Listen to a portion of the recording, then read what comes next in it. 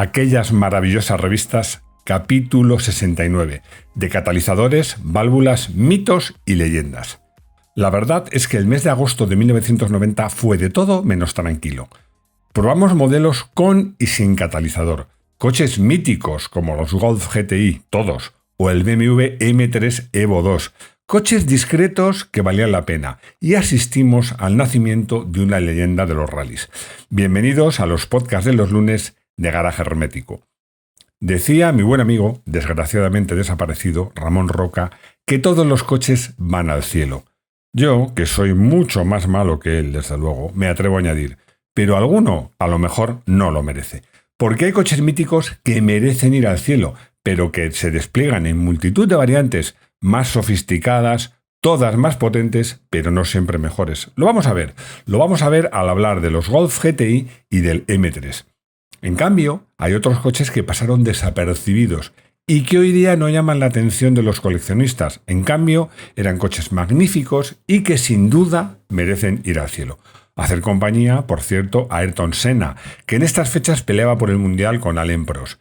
Y cerraremos hablando de una leyenda, en este caso una leyenda viva, como es Carlos Sainz. Vamos con todo ello. Y vamos a empezar hablando de un coche, por cierto, al que dedicamos un vídeo completo porque lo merecía, el Opel Calibra. A finales de julio de 1990 tuve la oportunidad de probar la versión de 16 válvulas y os anticipo la conclusión, el Opel de tracción delantera con mejor comportamiento de la historia. A ver, lo que se decía en esta prueba es que Opel en ese momento tenía los mejores motores de 2 litros, el 4 cilindros, tanto el 8 válvulas de 130 caballos como el 16, que catalizado daba 150 y había llegado a dar 160 sin catalizador, eran magníficos motores. Tenían bajos, tenían altos, tenían medios, gastaban poco, eran duros, eran perfectos, pero iban montados en bastidores que no estaban a la altura. Bueno, pues el Calibra cambió eso. El Calibra era un coche, y es muy interesante. Primero porque como coupé era un coche magnífico. Era bonito, muy aerodinámico, práctico, con 4 plazas prácticamente utilizables, un buen maletero, pero porque además, como estamos comentando, fue el primer Opel de tracción delantera con un bastidor a la altura de sus magníficas mecánicas. Todo esto se contaba con todo detalle en la prueba, que era bastante entusiasta.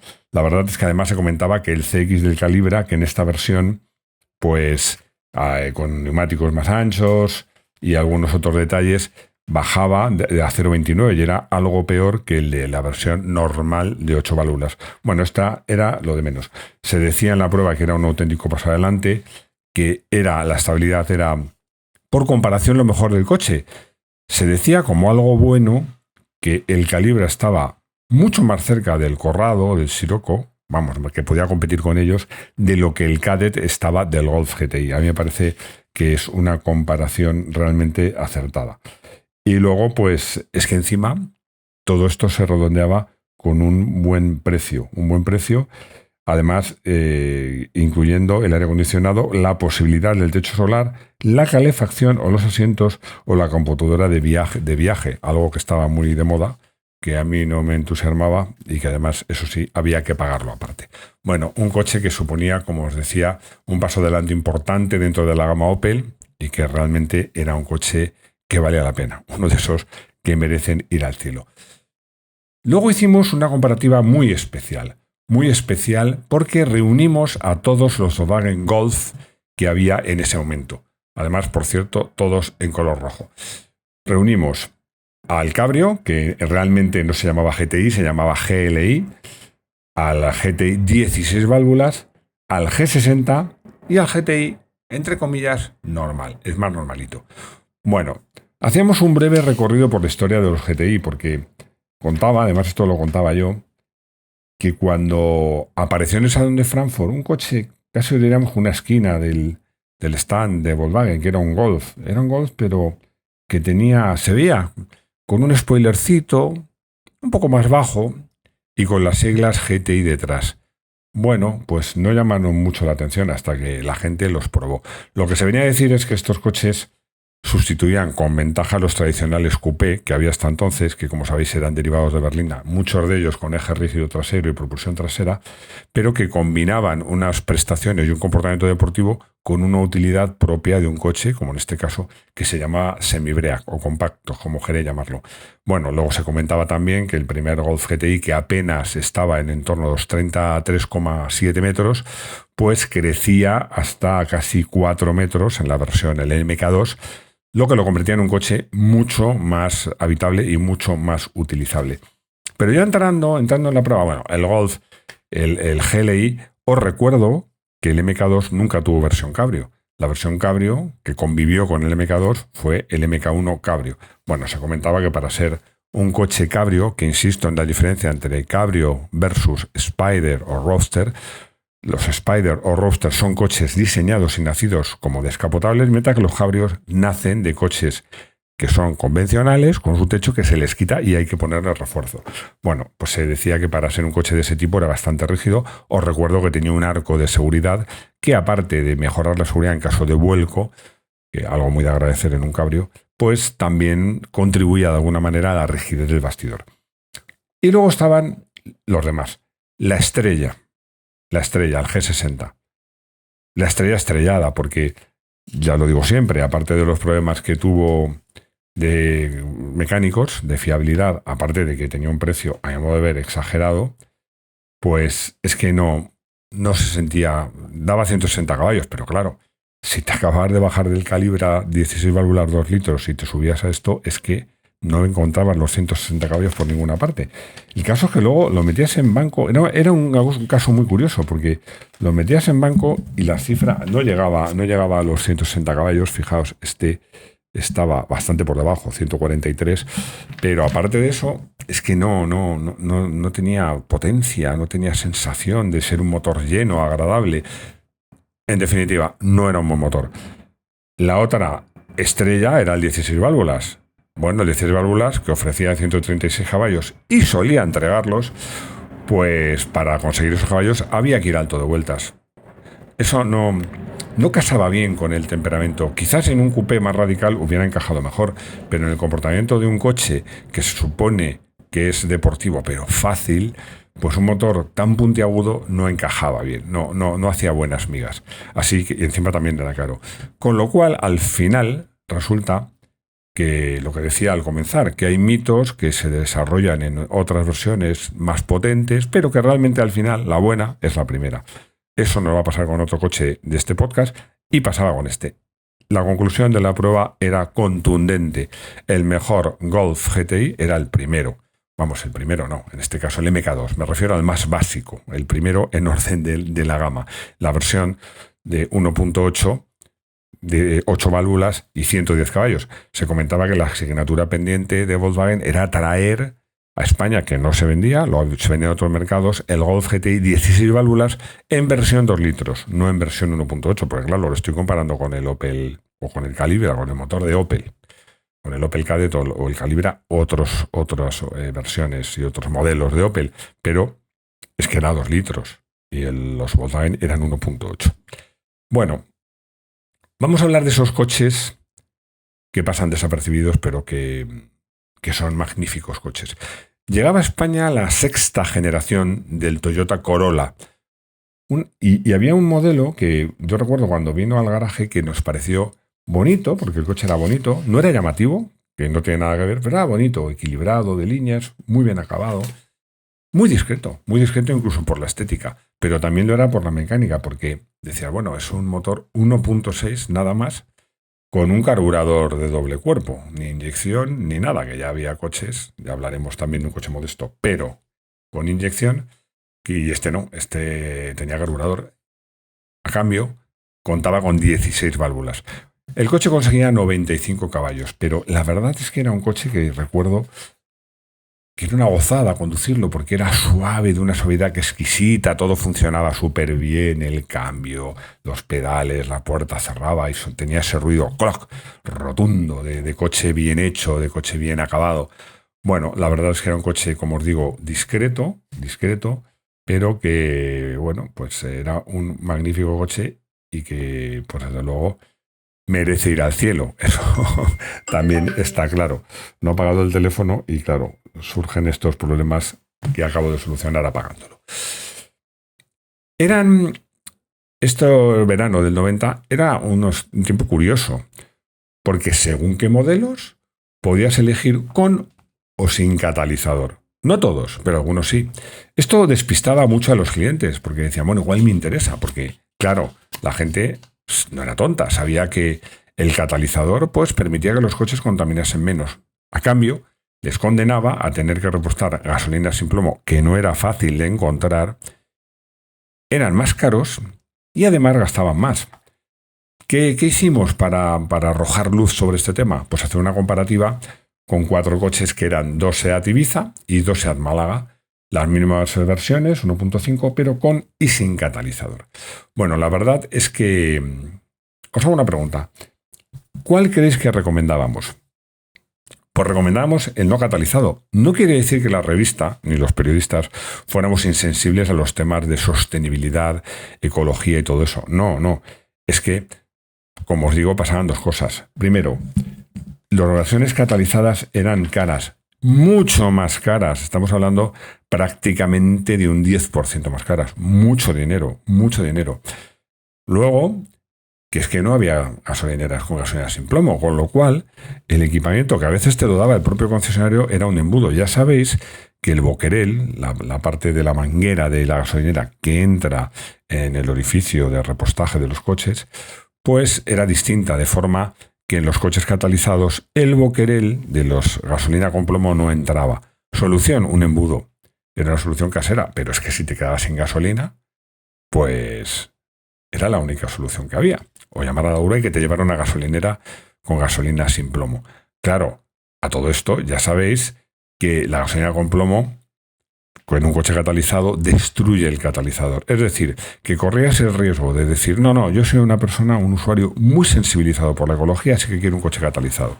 Bueno, pues corrías el riesgo de, para no quedarte tirado, tener que utilizar gasolina sin plomo y cargarte el carísimo catalizador, que aparte de caro, pues si te lo cargabas, evidentemente no funcionaba y tu coche contaminaba más. Porque otra derivada de todo esto es que un coche catalizado por un catalizador, entre otras muchas cosas, no deja de ser un tapón en el escape.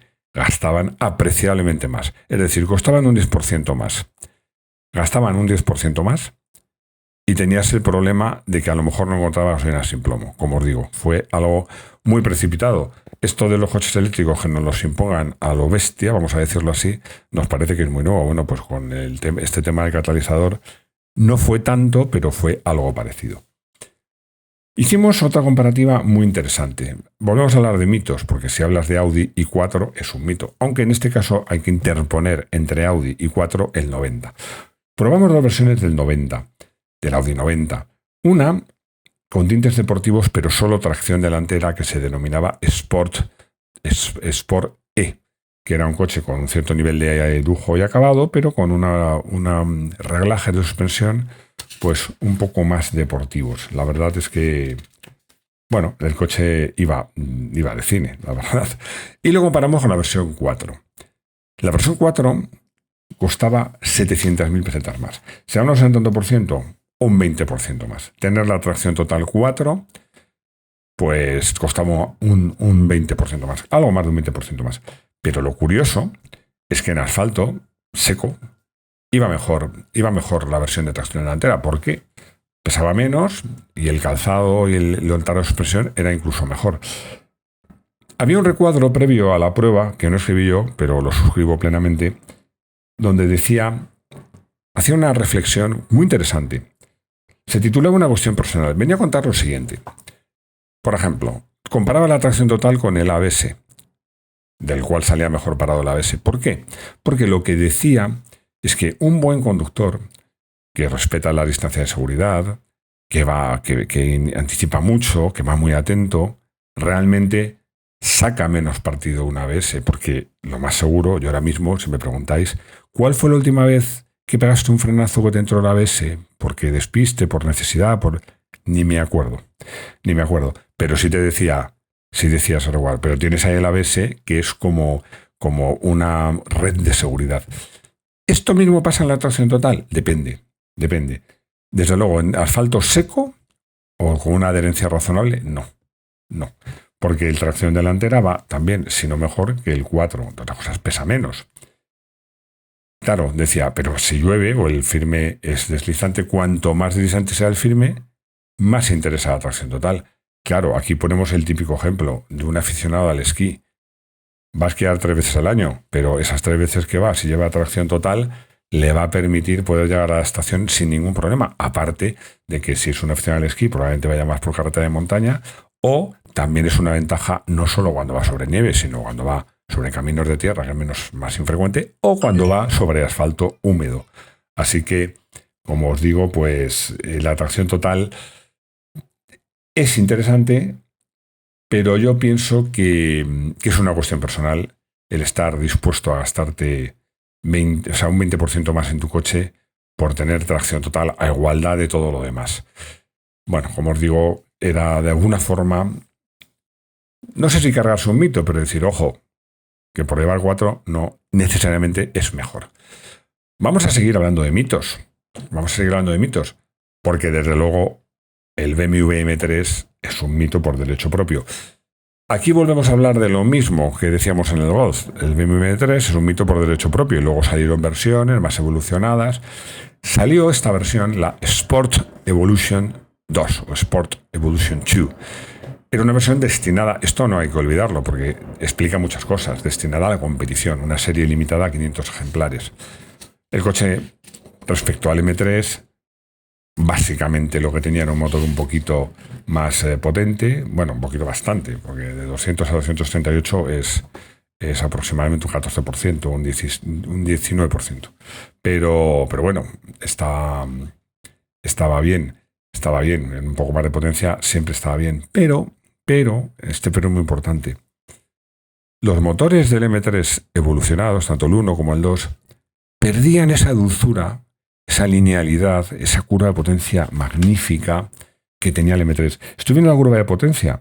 La curva de potencia, que en el M3 primero de 200 caballos era de libro, perfecta, la curva de par era una parábola perfecta, la de potencia que era casi una recta, pues en este caso no. En este caso vemos que hay un escalón muy apreciable a 3.000 vueltas. Un bache de casi 1.000 vueltas y luego ya vuelve a empalmar. Esto hacía este motor que sí, que arriba daba más caballos, pero era mucho menos agradable que el motor normal. Si os fijáis, es lo mismo que hemos dicho sobre los Golf GTI 8 válvulas, 16 válvulas y G60. Pero aquí además se unió otra cosa, el calzado y los relajes de suspensión. El M3 es que era un coche que, aparte de un comportamiento deportivo excepcional para ser una propulsión trasera potente y en una época en la que no había controles de tracción, como os digo, cuando probé el coche me sorprendió cómo yo, que en el fondo era un novato en ese tipo de coches, en circuito iba derrapando, cruzado de curva a curva. Vamos, es que era un coche fácil, intuitivo, pero cómodo, razonablemente cómodo. Este no. Este equilibrio también se había ido por el sumidero. En aras era el coche más bajo todavía, porque el M3 ya estaba rebajado, estaba más rebajado, suspensiones más duras. En definitiva, que sí, que estaba muy bien, que como inversión o para correr el coche era ideal, pero para usarlo por la calle, el primer M3 sin duda el mejor. Vamos a volver a esos coches que pasan desapercibidos, esos coches que a día de hoy pues nadie le interesan, como habíamos dicho al empezar, pero que fueron coches excelentes y de los que sus dueños estaban encantados. En este caso voy a hablar. Además es que el coche estaba, hasta el color parecía elegido a propósito, porque era un gris metalizado que hacía a este Renault 19 TXi y de inyección un coche especialmente discreto, a pesar de tener un spoiler posterior y ser un coche, vamos a ver, no voy a decir que sea bonito, pero sí de estética agradable. Era un coche bien hecho, como digo, de estética agradable, razonablemente rápido como deportivo, muy práctico y a buen precio. Tenía el conocido motor de una cilindrada un poco extraña, de 1721, con 8 válvulas, inyección y 107 caballos. El motor iba de fábula y aquí también estoy viendo la curva de potencia, que en este caso es perfecta, la curva de par. ¿Quién se acuerda de él? Pues yo creo que se acordarán y con mucho cariño aquellos que tuvieron la fortuna de disfrutarlo en su momento. Pero os digo una cosa, como coche clásico, que si piensas en el 19 vas a pensar en el 16 válvulas, si te aparece uno de estos, yo no lo descartaría. Dejamos los coches de calle y nos vamos a los motorsport. En el Gran Premio de Hungría de 1990 hubo un gran vencedor. Y no fue Thierry Boutsen quien pasó la meta el primero. Tampoco fue Senna, que con su segundo puesto se afianzaba en la primera posición del Mundial. Y me diréis, bueno, ¿y quién fue entonces el ganador? Pues el ganador fue Frank Williams. Y te explicamos por qué. Porque su equipo consiguió la pole, la vuelta rápida, la primera y cuarta plazas y además se aseguró el patrocinio de Camel para el año siguiente. Realmente Frank Williams, que ya iba a silla de ruedas porque ya había tenido su terrible accidente del que salvó la vida por los pelos, pues salió triunfador de ese gran premio. Un par de semanas más tarde, pues la Fórmula Nueva Bélgica, y Senna venció en un gran premio que comenzó con un caos importantísimo en la salida. Se chocaron varios pilotos, se quedó un Ferrari de por medio y bueno, la verdad es que Piquet empujó a Mansell, Alesi se quedó en mitad y no se podía quitar el coche. Los frenazos provocaron mucho humo blanco que impidió a los pilotos ver lo que pasaba. En fin, un auténtico, como se diría en italiano, un auténtico casino. Hubo que repetir la salida y Senna ganó, no voy a decir de paseo, porque nunca estaba en la Fórmula 1 de paseo, pero con margen sobre su rival Alain Prost, que veía cómo se le escapaba el campeonato. Hemos empezado, me veo al principio del guión, asistimos al nacimiento de una leyenda de los rallies. Yo creo que hay un punto de inflexión en la carrera deportiva de Carlos Sainz. Para mí lo más destacado de este agosto tan intenso de 1990 en el mundo del motorsport fue la primera victoria de un piloto latino, no nórdico, en el Rally 2000 Lagos, en Finlandia, que era coto privado de pilotos nórdicos, finlandeses y suecos básicamente. Y llegó un piloto latino, además, no voy a decir novato, porque ya el año anterior, en el 89, había demostrado que podía ganar, pero entre comillas nuevo. Y fue el primero en ganar. Os digo que para mí fue un punto de inflexión en la carrera de Carlos Sainz, porque a partir de este momento la gente se dio cuenta, este chico puede ganar en cualquier sitio. Si ha ganado en el Mil Lagos, un rally, la peculiaridad del Mil Lagos os la voy a contar. Creo que ya la he contado en algún otro podcast, pero vale la pena recordarlo. Es un rally de tierra, se hace por caminos finlandeses. Hay curvas, por supuesto, no puede ser todo recto, pero hay bastantes rectas, pero están llenas de cambios de rasante donde el coche despega. ¿Qué es lo que sucede? Que puedes entrenarlos, pero a velocidades legales, porque como te pillen haciendo el loco, te descalifican inmediatamente. Claro, tú pasas a 60 por un rasante y el coche no despega, pero cuando pasas a 160 el coche despega. ¿Cómo despega? ¿Dónde cae? ¿Llegas a la curva? ¿No llegas a la curva? ¿Se desequilibra el coche? ¿Despega hacia un lado, hacia el otro? No lo sabes. Porque además es que hay cambio de rasante donde puedes saltar porque sigue la recta y hay otros que no. Es verdad que llevas notas, pero realmente os digo una cosa. Llegar a un cambio de rasante a 200 y que te diga el copiloto tope tabla, como se dice en el argot, y no ver lo que hay detrás, no da paz de espíritu. Y si con que hagas un pequeño quitamiedos, ya has palmado una décima. Realmente es muy difícil, muy difícil. Y Carlos Sainz con su Toyota Celica, que también hay que otorgarle mérito al coche, porque sobre todo, todavía el Lancia Delta en asfalto tenía un punto más, pero en tierra yo creo que se había acercado, estaba igualado con el Delta. Bueno, fue una victoria muy bonita, espectacular, y que yo creo que, como os digo, marcó un punto de inflexión en la trayectoria de Carlos Sainz y en la trayectoria del Mundial de Rallys. Bueno, un podcast intenso que hemos hablado de mitos, de leyendas, hemos hablado de todo un poco. Espero que os haya gustado y ya sabéis que acabo siempre dando las gracias por estar ahí y pues invitándoos a que me sigáis en estos podcasts de los lunes de Garaje Hermético. Hasta pronto.